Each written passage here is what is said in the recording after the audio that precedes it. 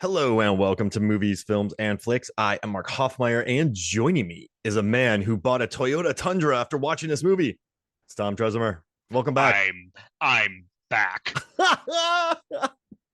Yeah, you are back. You've so if you've been listening to the show for a long time, Tom was a frequent guest in what, like 2020, 2021, and then you went back to film sets, and then now we have you back. So we knew you'd be back. You're like the I, Terminator. You show up for a little while, you disappear, you come back, you disappear, you come back I in a had to different form. I had to replace my neural net processor. It's a new learning computer. Yeah, it's so good to be back. Thanks for having me. It's been far too long. And you know, I'm glad that you talked. So I just want everyone to know we're going to be moving at 60 teraflops a second during this episode.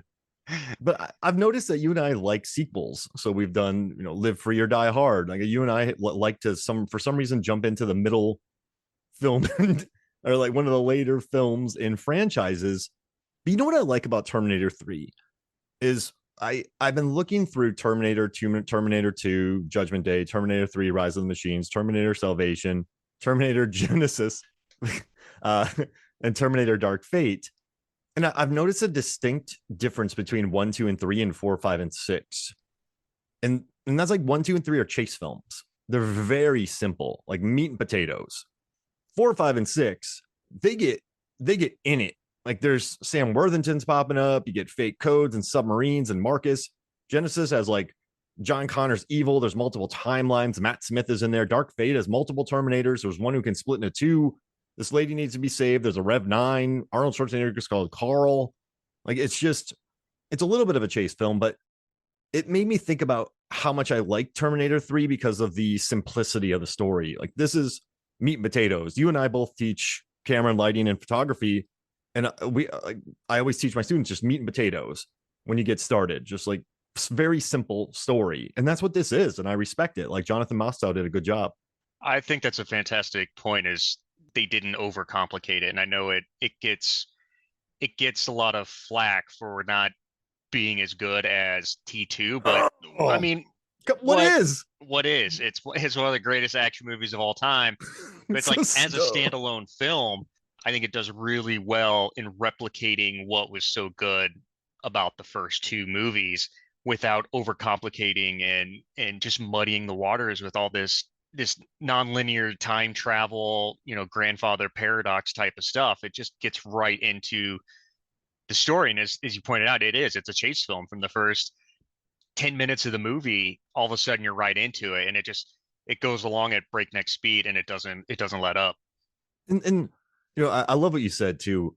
The one thing I do like about Terminator 3 is like I want to stick up for it, but I don't really need to because it has a 6.3 IMDb score. It has a 70% tomato meter score. It made over $400 million in 2003 at the box office. So it was number 7. Like it beat Matrix Revolutions. It beat X-Men 2, Bad Boys 2. Like it was a big movie.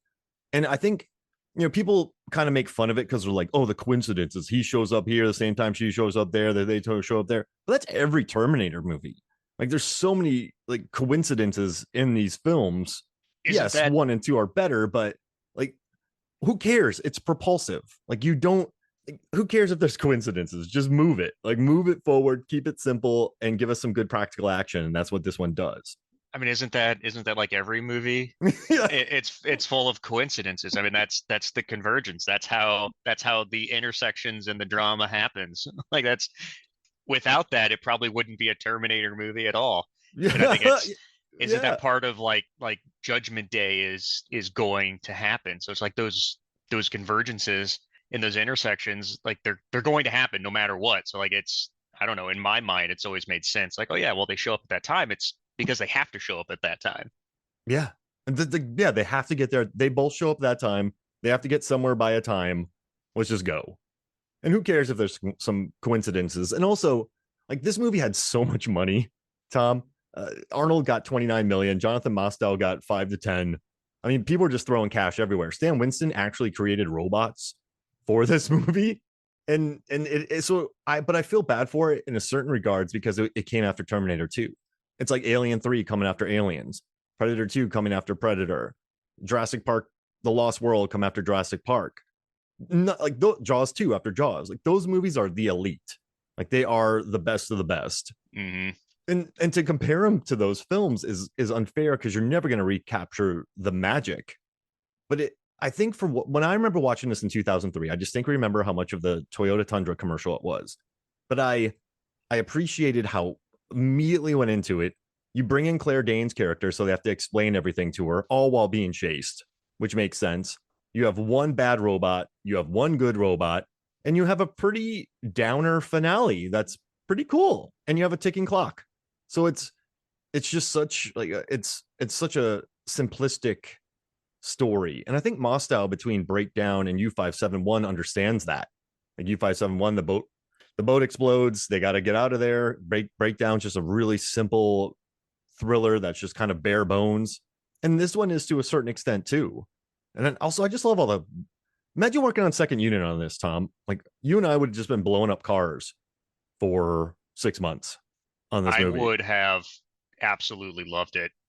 I mean, it makes me think of the second unit that I worked on for Fast and the Furious 7, and just nonstop stunts, car chases, action scenes. Granted, I was only on that for a few weeks, unfortunately, before Paul Walker passed. Otherwise, like it would have continued. I would have seen a lot more. It's like this is the type of movie that reminds me of that, like this massive, massive monster second units. And by second units, if the viewers don't fully understand that, it's like sometimes you'll have like these little splinter units, small units where the camera split off, crew splits off, and they go shoot something simultaneously. But like for T3, it's like a full-sized film crew going out and doing these chase scenes, action scenes, locking up roads, shooting up cemeteries and stuff like that. Like it is massive, massive scale. And just I mean that crane chase, like the amount of cars that are obliterated. Have you ever worked on a second unit and had some iffy moments? You don't have to say the movie, but I've had one where we had a bus and it was supposed to hit a ramp and flip, but the bus somehow hit the ramp in the center of it and just came bouncing towards the base camp downhill. And then the person had to swerve and drive into a ditch. And I remember just thinking like that was that was close. that was that was a pretty gnarly thing that almost just happened there. Have you ever witnessed anything gnarly on second unit or no?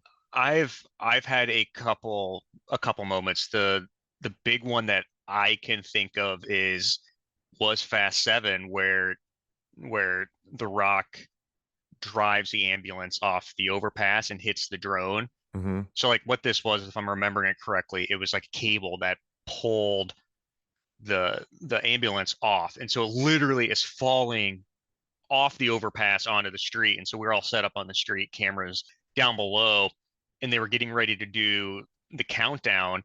And all of a sudden we had a couple bogeys enter into like the danger area and we had to like Oh, quickly abort.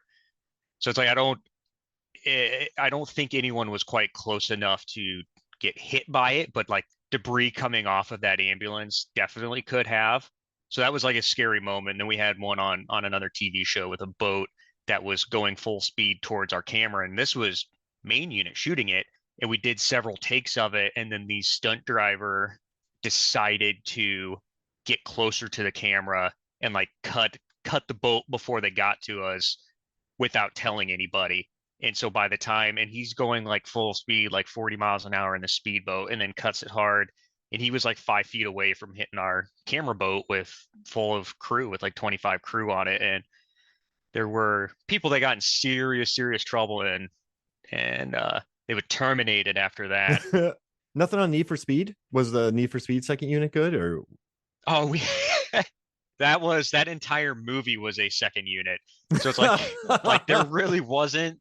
There was like some splinter crews, but no, that was shot very much like a second. Yeah, a lot of that movie was pretty crazy and questionable. There was some moments in that, and I remember within the first couple of days they actually wrecked their primary picture car, that Mustang. They like totaled that in the first couple of days of the shoot, and that spent several weeks getting repaired. those are stunt guys directing it, so no wonder that thing was crazy. And then that was Shane Hurlbutt, who coincidentally was the DP on Terminator Salvation. He was the Hey, DP on Need for Speed. So yeah, there's a little 7 degrees of Mark Hoffmeyer and Tom.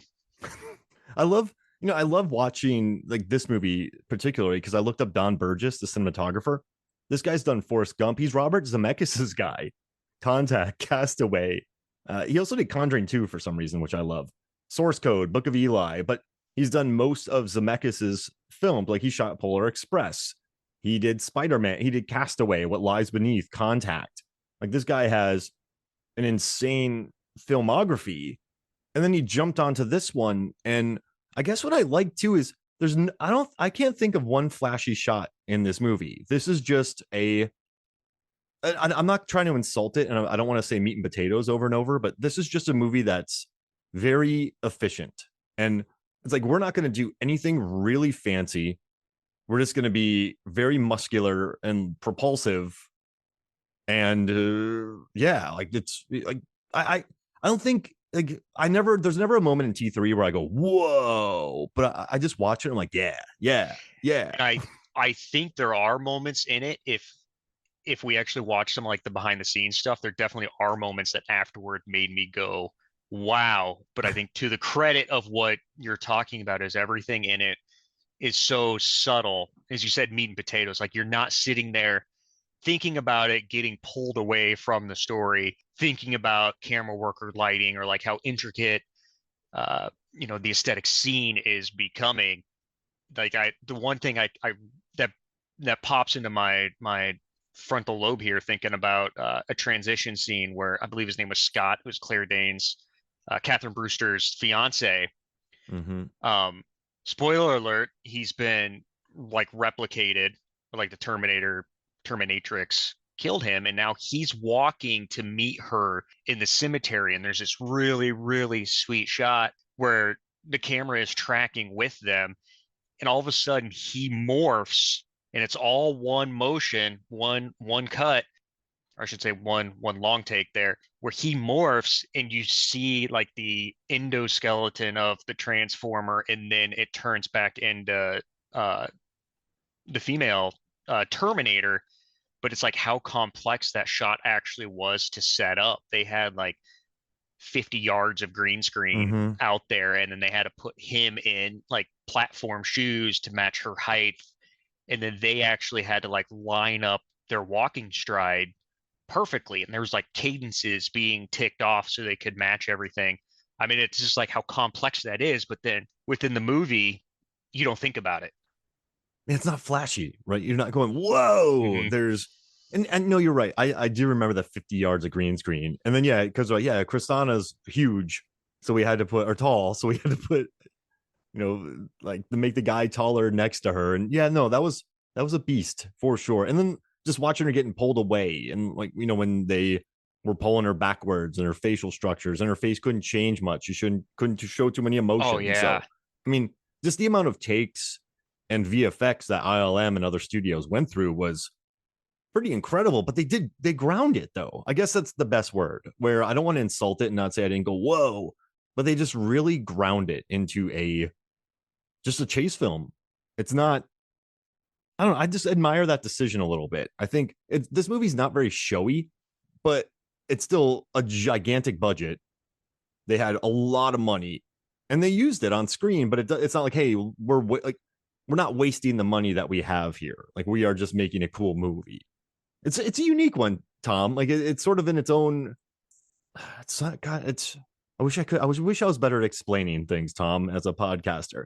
But it's just such a straightforward movie that cost a lot of money, but a lot of it went into the just car chases and effects and like it just looks. I don't know. I dig it. I In don't know what I'm talking about. Schwarzenegger's monster budget, Yeah, yeah. his It's monster oh man. contract of what you said 29 million, which I believe at that time was a record.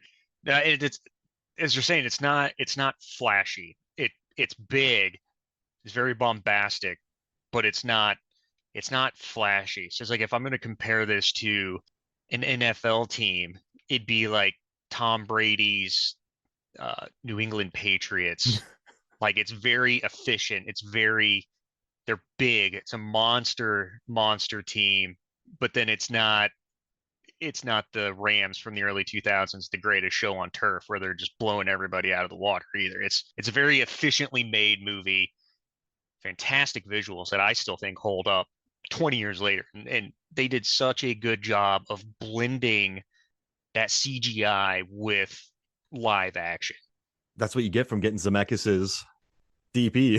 That You, guy's you worked with get so much visual effects yeah, that I think of that crane chase and how that might be the greatest crane flip in cinema history. yeah. And look how many movies have since.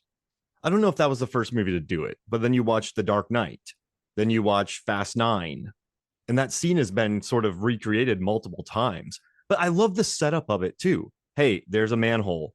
I'm gonna drop this down the manhole, like, or not the sewer, not the like the man. Yeah, I'm just gonna drop it down there, and your thing's gonna flip. Like it's he doesn't he doesn't spin around on like a quadruple 360, do like a double bounce. I don't even know what that means, and then like attach it to something ridiculous. Does that make sense? Like he doesn't attach it to a Ferrari, and then that Ferrari gets attached to a Hummer, then that Hummer gets attached to a Maserati, and then it flips. Like he's like, oh hey, I'm just gonna drop it here, and then your Oh, thing's gonna flip. it's one of those where yeah, it's highly unlikely, but it is, in my mind, that is at least plausible. I mean, it's yeah, he's a computer, a supercomputer. So it's like he sees that manhole covering. His internal clockwork starts kicking in. He does the computations, of course, and then yeah, he pulls that lever and drops the that anchor point in there. And I love how it snags on something deep down inside there, and like you see the spindle zipping out and catches, and then like how it starts cracking all the Oh concrete below. I just think it's fantastic. It's yeah, such a good scene. and a good trailer moment too. And it still holds up because real cars are getting wrecked there. Like they are demolishing vehicles. And also too, I was looking at the cast. When you look at the cast on Wikipedia, it's not that big. This is a very small cast, and there's not too many speaking roles. Like you get Dr. Peter back. Like that's probably the cheekiest thing. But for most part, it's just like 5, 6 characters on screen. And you talked about the Patriots, right? We have a new we have a new John Connor who replaced Edward Furlong, which I feel terrible because both Edward Furlong and Nick Stahl had horrible ordeals with drugs. Like Nick Furlong, he's just gotten sober, but he had like a 10-year run where he was just high and drunk on like everything, which is kind of a bummer because I like him a lot. And his performance in Bully still haunts me. And I remember seeing him in Domestic Disturbance and being like, I like this kid. So, they tossed him in there like they could toss in a wide receiver. Then you have Claire Danes coming in as Kate Brewster. She's just the new wide receiver who's going to get 700 yards and like 9 touchdowns. You bring in the Wasn't TX. she wasn't Claire Danes brought in a few weeks into production Yeah. too? I believe she Sophia replaced Bush. Yeah. somebody. Yeah. Sophia Bush That's right. shot for a week and they're like, she's too young. And it's kind of crazy. This movie, like, for a gigantically budgeted film, like you do have TX, she does a scene where she enhances her boobs and the opening shadow thing, but that's in every Terminator. But there aren't any sex scenes in this movie. There's really not too many provocative shots. Like Claire Danes and Nick Stahl talk about smooching in Kripke's basement, but they don't really have that relation, like the scenes from the first one. There's no like tacked on love story. I think that it's weird. Like there's not a lot of sex. There's not like a wild amount of violence. There's, aside from Arnold, there's really no A-listers. And it's just, yeah, but it still made 400 million worldwide based on the IP. And listen, like we've seen enough movies. Like this movie wouldn't have made 400 plus million if people didn't like it. If word of mouth was terrible, it wouldn't have made this in 03. So do you remember watching this in 03 and like what were your thoughts? I do. I remember watching this in high school, and this was like right around the time in my younger teenage life where anything with explosions was going to draw me in and I was going to watch it. So it's like I specifically remember growing up and loving T2 and then this coming out and being super psyched and excited about it. I remember watching it in theaters and I was blown away. Then again, back then I was blown away just by about anything I watched in theaters. I could have watched like English Patient in there and would have been had the time of my life. But like this type of movie, even today, would be the reason I go to the theaters is to enjoy that experience. Yeah, it moves forward. It's almost 100 minutes long. It's not long at all. Like with credit, like without credits, it's 100 minutes long. It's in and out. And yeah, I guess I just liked how efficient it was. And I've long thought about that chase scene. And I know people don't like the jokes in this movie, the talk to the hand and all of that, but that's such a small part of a film that I guess I've just never been a big like Terminator guy. I've always loved the movies, but I've never been like, oh, he wrecked the Terminator franchise with that joke. I remember thinking, and then a car explodes. I'm like, yeah. Or then a helicopter explodes through a wall, then another helicopter explodes through a wall. I mean, you're So right. That talk to the hand scene at the beginning of the movie when the T-800 shows up and then him trying on those star-shaped glasses, that really rubbed people the wrong way 2 decades ago. And I don't know if it's because they just had this vision of the T-800 and Terminator and what he's supposed to be. Because it's like you started, and I think a lot of people forget that Cameron implemented a lot of little jokes and little skits in T2, especially with his dialogue and young John Connor kind of teaching him, early 90s lingo, hasta la vista baby and stuff like that. And I think it really got hit hard there and with the audience 2 decades ago, especially the hardcore fans over that, but yet they're not like cognizant of what Cameron did with T2 and those types of little jokes because it kind of makes sense that the T-800, it's like Connor, I think, was much more involved with sending this T-800 back to help him out this time around. And so it's like he would have taught, and I think there's a reference in that in the movie or if it's in the behind the scenes of like how that Terminator remembers some of those events too. So it's like he's already brought up to speed and he's not having to relearn this stuff. And I think it's also showing like the AI, especially the future artificial intelligence of Skynet is growing, that they're picking up on this type of subtle humor and they're able to start showing more emotions than what the robots were in the previous movies. yeah, absolutely. And you know what else? The humor came from a precocious child and a robot. And in this one, they're adults and they're being chased the whole time. There's really no time to chat, if that makes sense. Like this, and also you have the countdown clock. We got to get to this place. I have to get you safe, or I have to get you here, and then you have to fly here so you can be locked up and survive the nuclear war or the nuclear fallout. So, you do have the talk to the hand. You have a few other jokes, but that's not like there's not as much time for in this one because this one's just go go go. So I don't know. It's I guess those lines. I mean, listen, but also they're not going to be as good as T2. And you know what, Tom? When we watched T2, we were kids, and that was awesome. Like I think most people who watch T2 and love it. I think I was 9 years old when I watched it, 10 years old. That was some of those special effects blew my mind. And just watching the kid, like you get brought in with the kid, and you have badass Sarah Connor, and like that's not something that can be replicated. And I don't think they even tried that here. I just think they were like, okay, we're going to tell a really simple story that makes sense. We're going to lock them in this place, make sure they survive the war. And I don't think it hurts the franchise either. So I just don't, I don't think there's room for as much humor. But for some I, reason, yeah, people are like, oh, I think Mostow did a good job with that, realizing not trying to one up it, but to make something that, as we've continually said, that's efficient, that fits within the first two movies. That it's hard, especially with sequels, trying to get into more backstory. And that's one of the good things with sequels is you've got that backstory out of the way. So then you can just dive into the action. You already know these characters, but it's like there's really small sections of backstory at the beginning of the movie of, uh, Connor's been off the grid for like a decade now, working like odd jobs, construction, stuff like that. And then Catherine Brewster's completely new, but it's like we get a little bit of an idea of who she is, but it's also not so heavy-handed that we're spending so much time with her at the beginning, so we can just get into the chase scene and get into the meat and potatoes of the Terminator stew. Getting our stew on, baby. But yeah, and also, these are people who are sending. They're in the future sending the T-800 back. So they're sending Arnold back. Now, I know it seems like all of a coincidence, but maybe this happened. Like, so since I know they prevented Judgment Day, but since they went back in the past, this is how things worked out.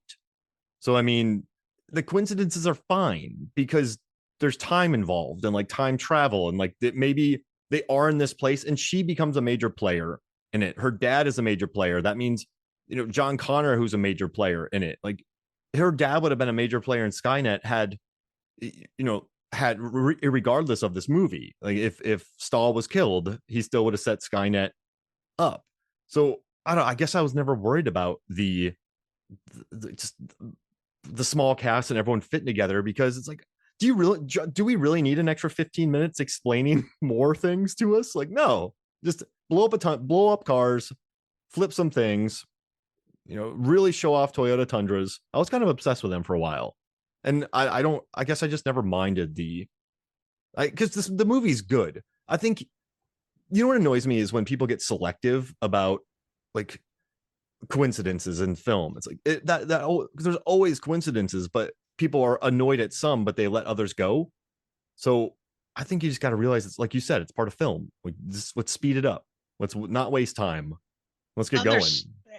I mean, the whole first and second movie are based on coincidence as well. Of the Terminator, like the actual evil robot, and then you've got Michael Biehn, Kyle Reese coming back to save Sarah, and then in T2 you've got the T1000 coming back, and then immediately the T800 coming back as well. So it's like those are all coincidences, but yet it's all on a like predetermined timeline. So it's like they know when there it is when the time travel is happening, so they can line it up.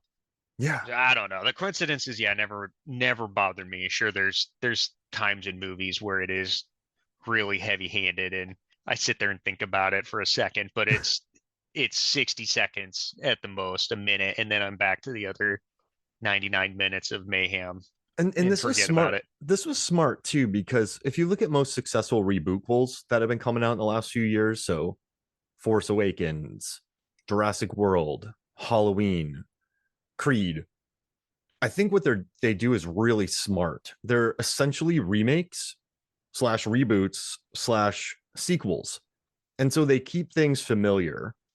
They don't stray too far from the original plot. They bring back legacy characters, and there's some new characters. I think that's where this one succeeds because it's still a chase film. You got to get from one place to the other. It's very similar. There's a robot who is tougher. Like, so it's like the person sent back to kill is always more powerful than the person sent back to save. And so you keep that in play, and then you just build really cool chase scenes, blow up some practical stuff, end on a bit of a downer, and you do a good job of sticking close to the original, but kind of being your own thing. And then you look at Terminator Salvation, which I remember watching it and just going, this doesn't feel right. I don't know why Sam Worthington is there. And they're like, oh, we did it the whole time for you to get close to them so that we could kill John Connor. And you're like, oh no. And just, it's too much. It's way too much. And then you go to Genesis. Don't even get me started on Genesis, Tom. Like I don't like knocking on movies, but you watch that thing and you're going like, what is happening here? Like it really deviates. It's still a chase film, but it just deviates and it goes too unnecessary. And then you get Dark Fate, which I think scales things back a little bit, but I don't know. But you have Arnold, who's been there and he's now named Charlie. And I think they all went a little too different from the playbook. So I think to have a movie that really is successful, and it'll never be as good, but just kind of keep it, don't overcomplicate things when it comes to Terminator. I guess that's what I'm saying, Tom. No, and it doesn't have to be complicated. As you're right, that's what Salvation and especially I should say especially Salvation first, and then Genesis. And I haven't watched either of those in a handful of years, so maybe I should go back and do that. I've always enjoyed both of those for what they are, but it's not like it's mandatory watching for me if I'm going to watch the Terminator movies. Yeah, like I don't feel like I have to include those, and I actually think that Salvation, unfortunately, T3 were wiped out in the timeline. I think from They Dark were. Fate, like reset the timeline, and so it's technically Terminator, T2, and now Dark Fate, I believe. So they've wiped out those pretty much the whole middle trilogy, which yeah, it that sucks for T3 because I think it's in my mind it's probably the set big bold take here. It's my second favorite movie of the entire What's Terminator your series. ranking? T2, T3, then T1. Oh wow. And then how you rank the other three? Oh man, probably Dark Fate, Salvation, then Genesis. Yeah, I'll go with T1, T2, T3, and then I will take Dark Fate. Uh, sorry, I don't want It's to. And it's then, tough. I think the reason I've got Salvation ahead of Genesis is I do like the feel they went for it. I like, or I should say, I like the tone. I like the super gritty, like militaristic aspects of the movie, like where you start to dive into the war with Skynet. Like I remembered enjoying that stuff. I did like some of the side characters, even though I didn't think they were necessary, and it just made the movie too big and too complicated. But I could see where they were trying to go with it. I think they would have been better off scaling it back and then really, really banking on a sequel to introduce more of those. Unfortunately, they all got crammed into one Mhm. giant poop pie, and then I don't know. I'm gonna go with you. I'm gonna go Salvation, then Genesis, because Genesis is hard for me to finish, and I like everyone involved. It's just too much. It's like bad John Connor, and then there's other timelines, and you just and also everyone kind of doesn't like it who made it, so it makes me want to put it last because the people who made it don't like it. Man, there's so much talent involved with that too. Like Yeah, it's just sad that it fell apart that hard. yeah. Just and I think Alan Taylor was a great director on Game of Thrones, but I think he lost it a little bit on Thor: The Dark World and Terminator Genesis. I think he's a manager and he's fine on TV, but he just wasn't able to capture like the essence of what those two should have been. And this is real quick, but I just want to throw this back out there because I feel like I didn't make a great point earlier. But also with the Predator franchise, Predator, easy. Predator 2, easy plot. Uh, let's see, Predators, easy plot. People sent to a hunting planet.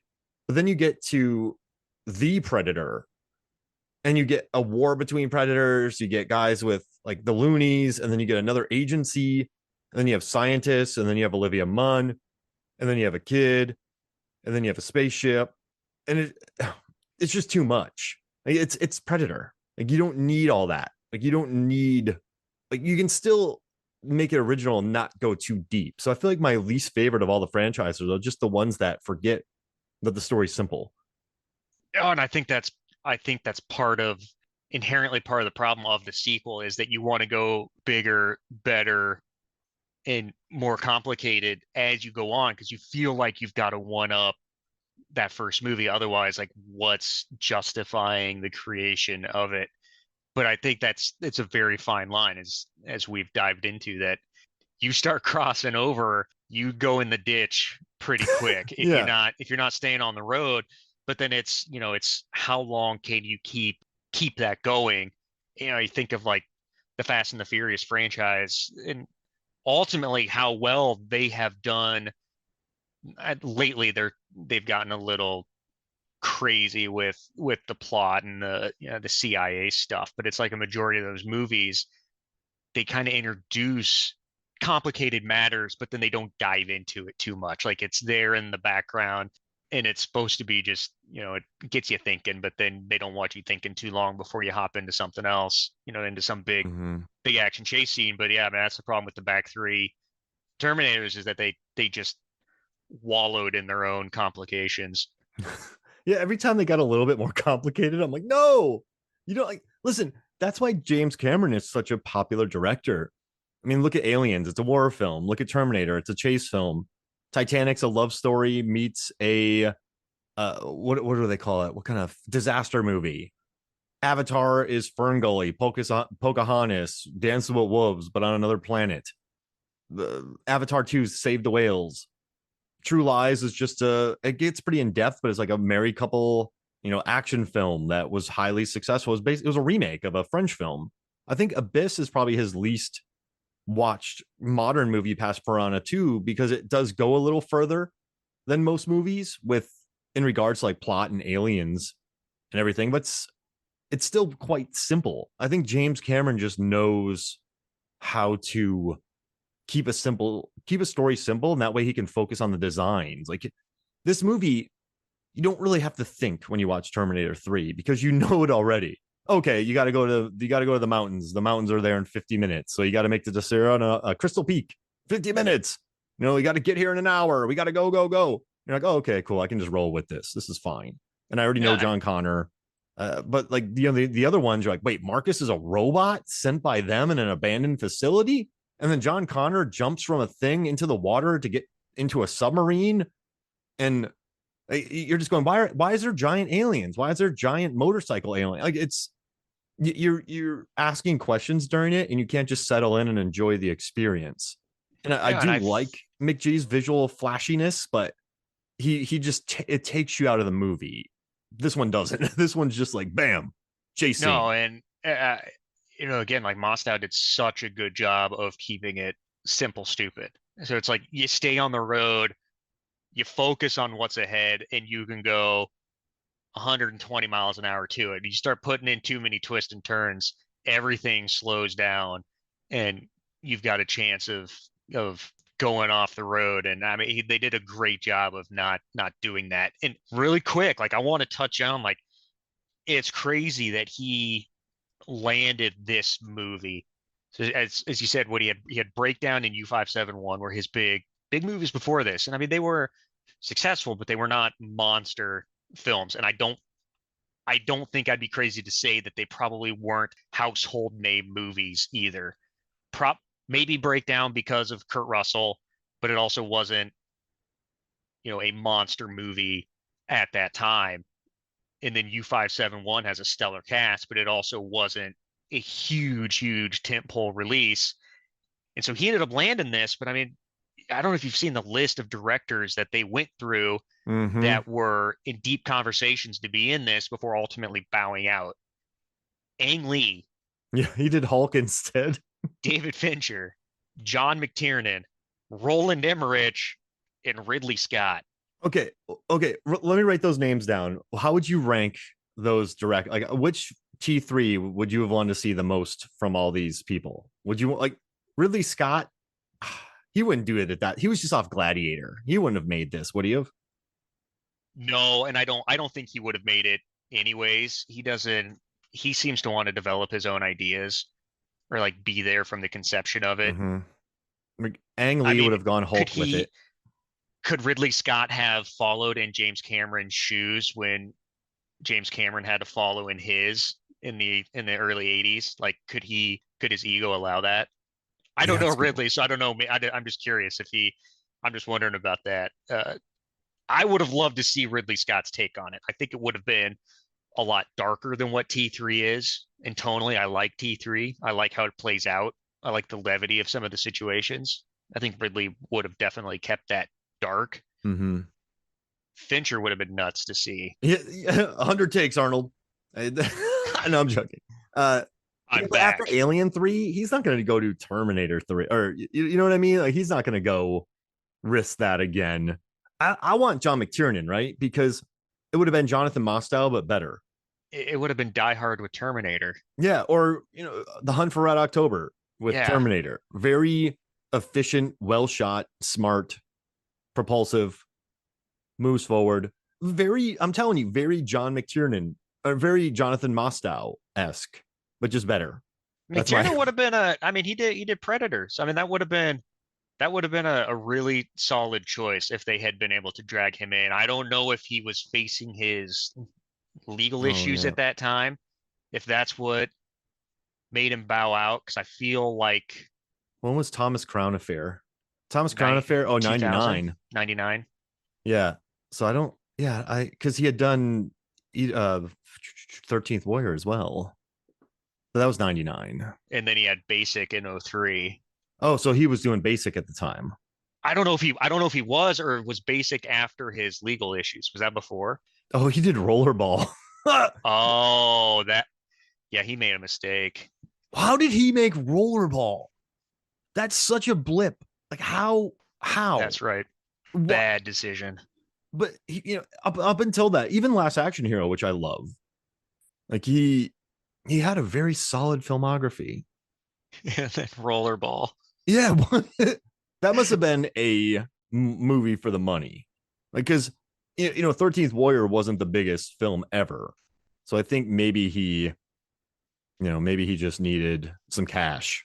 Let's see here. Rollerball. Yeah, it's a big movie. 70 million. Yeah, 3%. Woof. Yeah. But I mean, at the end of the day, I just love I really, watching T3 again, it just goes by so quick. So I've been living with it for a little while because we've been talking about doing this for a while.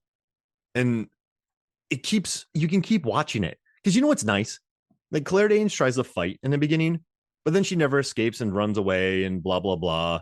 There's no like, oh, I hate you, Terminator, I'm leaving, and then he leaves and he gets kidnapped. There's no annoying subplots. I mean, it's just this is like a hangout picture. If this was on cable, you put it on, you're like, oh, I like this scene. Cool, I'm gonna watch it. There's nothing that can really take you out of it. It's quite an easy watch. And I think Terminator 2 is a much more challenging watch because there's really bloody death and extreme violence and it does hurt.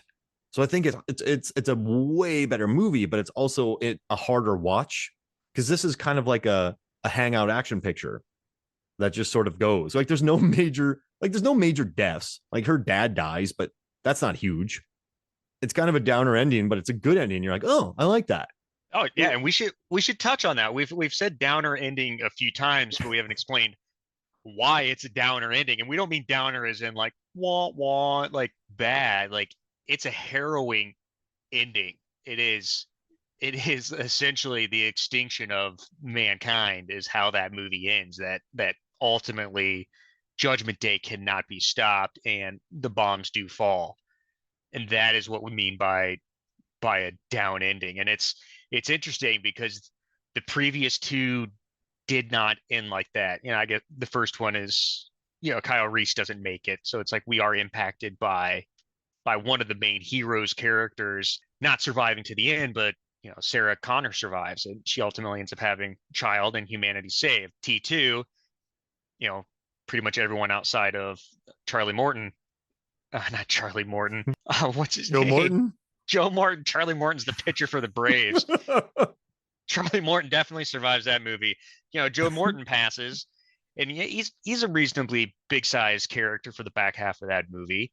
But Terminator sacrifices himself, but humanity lives, the heroes live. And then T3, like everybody dies. Everyone goes. And we get like this really, if anything was going to be artsy in that movie, it was probably that final like 30 seconds of John Connor's voiceover monologue of all the nuclear bombs falling and we see all the explosions, but it's not graphic explosion like T2 where we see Sarah holding onto the chain link fence getting ripped apart. Like this is, Planet-esque outside looking in at everything with his dialogue saying like, the Terminator had it right. This is how I end up becoming the John Connor, I was always supposed to be. And I mean, yeah, it's down. It's bold in that regard that the other movies never went there. And it's earned though. It's good. Like you like Nick Stahl, you like Claire Danes. They are, I don't know, I like both those actors. And then now they're gonna start their new, but see, you know what though? It's easier to take because it was a successful mission. Like Arnold saved them. That was his mission. right? And so it's like a downer. The world's done, but also Arnold succeeded in saving them, and that was the mission. So you're Yeah, not leaving. it wasn't stopping Judgment Day. It was saving. It was just Yeah, saving those two. and so you're not thinking to yourself, oh, like this isn't a Requiem for a Dream ending. You're going, oh, okay, this is cool. Like I like this. This was neat. And I don't know. What would you give this movie out of 4? Out of four, Yeah. If you were I'd give Roger it a Ebert, Roger Ebert style, man. I'd give it a 3 out of 4. he gave it 2.5. He Half. likes it out of 4, but I give it 3 just from the sheer. Okay, you and I both worked on film sets. Nothing's easy, but I'm going to say the simplicity of the story and all the hard work that went into making it so simple. Does that make sense? Yeah. Yeah, I give it 3 just because it's the third film of the franchise. It found a reason to exist, and it's good. It's good. Fine. It Yeah, happened. I'd give it a 3 out of 4. And for all you math nerds out there, that'd be a 7.5 out of 10 for me. That's fair because, like, listen, I don't think I could give this movie a B Eh, plus, right? Same percentage. And also, but here's the thing: this movie didn't swing for the fences, so like you can't give it a 3.5. You can't give it a 4.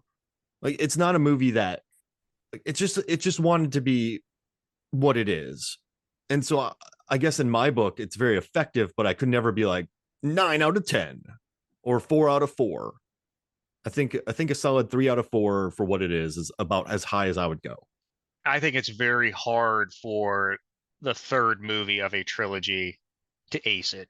There's very few, if any, out there that would deserve a 4 out of 4 rating. So a 3 out of 4 is good. Yeah.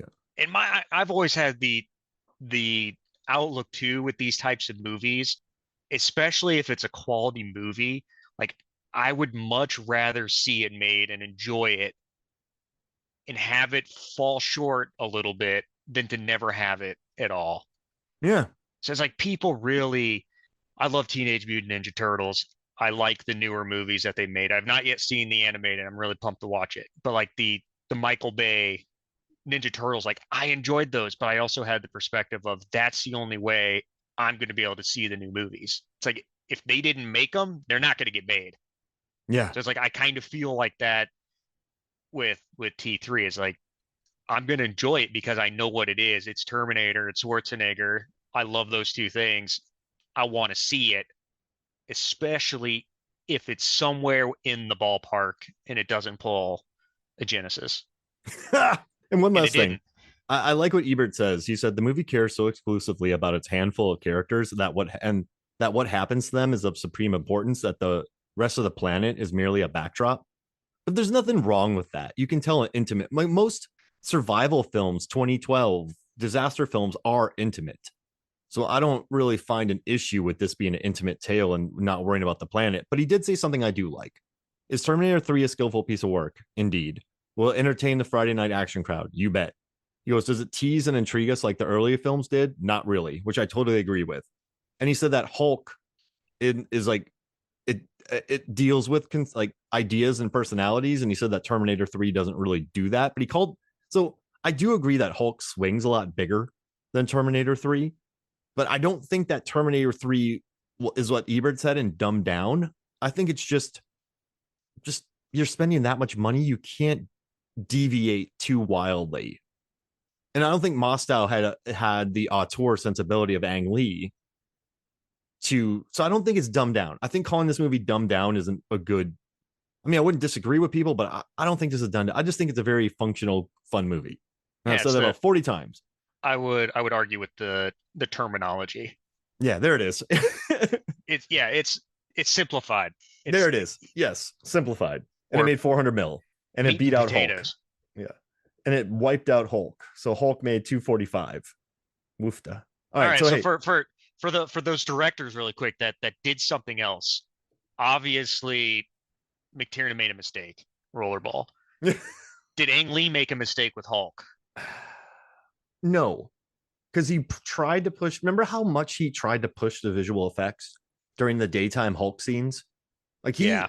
he fought hard for VFX, and it did. At the end of it, it's just Nick Nolte versus Eric Bana, and I think he could fall on his sword for Hulk because he swung. So there's no shame in what happened with Hulk. Like he took a gigantic swing. So I wouldn't feel bad for him for that. Okay, David Fincher, Panic Room. That came out in '02, so it would have been just before this. Man, that's a really taut, simplistic, good thriller. And I think it helped his camera skills, and I think it helped him sort of recenter and tell a very intimate tale, like that. He kind of got away from his the the satire machismo, making fun of that in Fight Club. So yeah, I think that was a good idea to do Panic Room. Then we've got Roland Emmerich. I would have to think because he does all of his own stuff.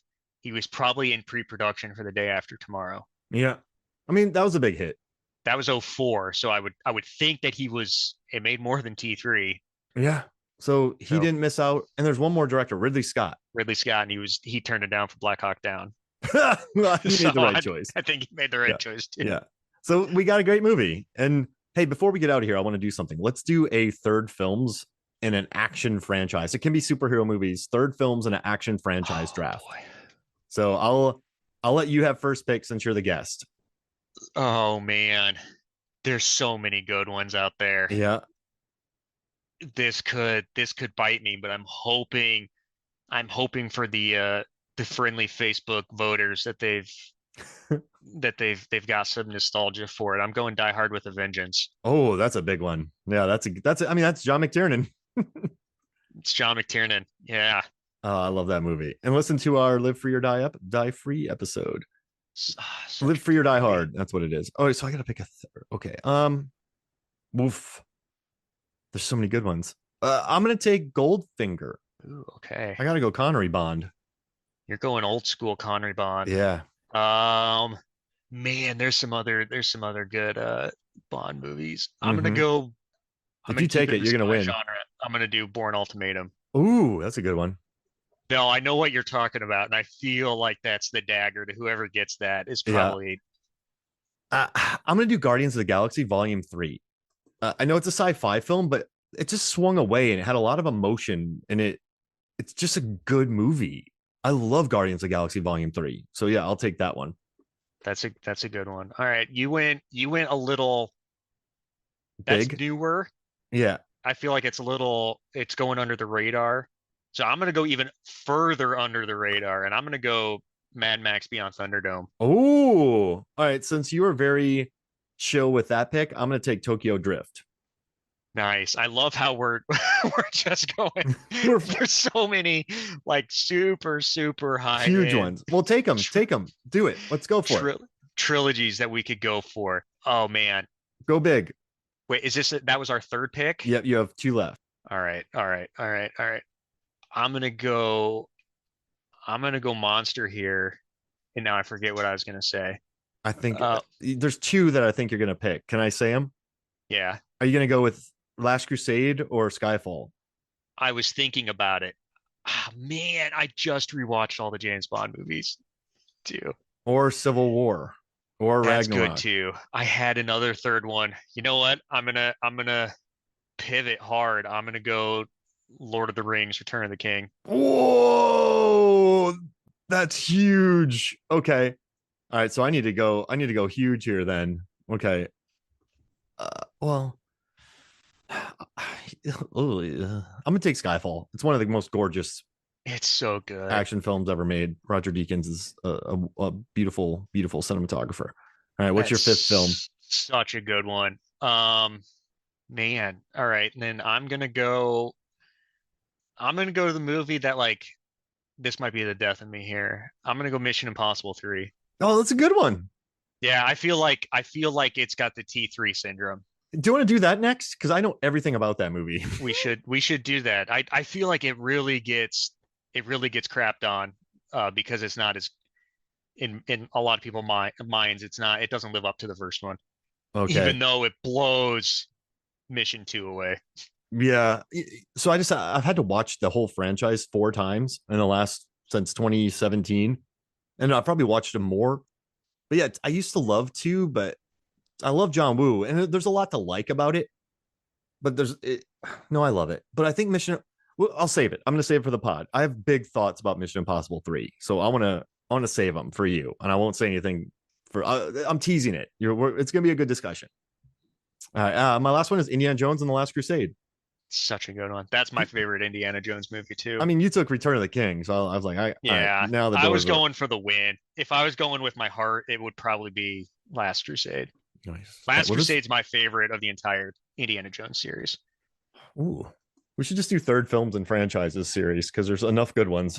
You just want to book me exclusively for Yes, third trilogies, please, man. yeah.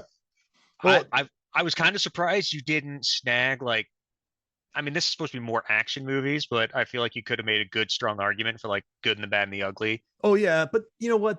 or like That yeah, that's a really good one. Army of But Darkness. yeah, but see, the first two are horror films. The third film's kind of an action. So like I had what Lethal Weapon 3, Rambo 3, Matrix Revolutions, Return of Triple X 3, Return of Daniel Cage, Equalizer 3, Resident Evil Extinction, Aliens 3, Predators, Riddick, At World's End, War of the Planet of the Apes, Expendables 3, John Wick Chapter 3, Civil War, Thor Ragnarok.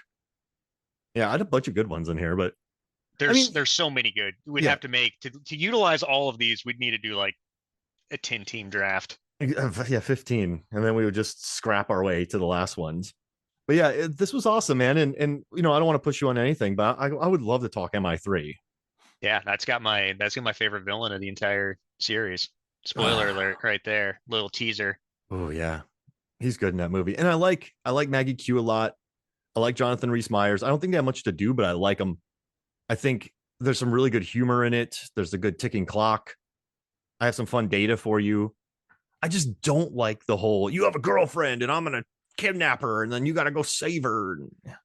It gets personal, man. Yeah, it does. We'll save it. We'll save it. But yeah, this was awesome, man. Thank you for joining me, Tom, and thanks for being back. You'll be Thank back. you.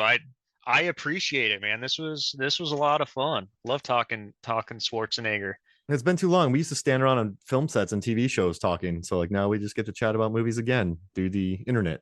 And now we're adulting hard and it Yeah. sucks, but Terminator 3 is bringing us back to our fun times. That's right. That's right. Well, thank you for joining me, man. All right. So for me, Mark Hoffmeyer, for Tom Trezemer, this is Movie Films and Flicks. We'll see you next week.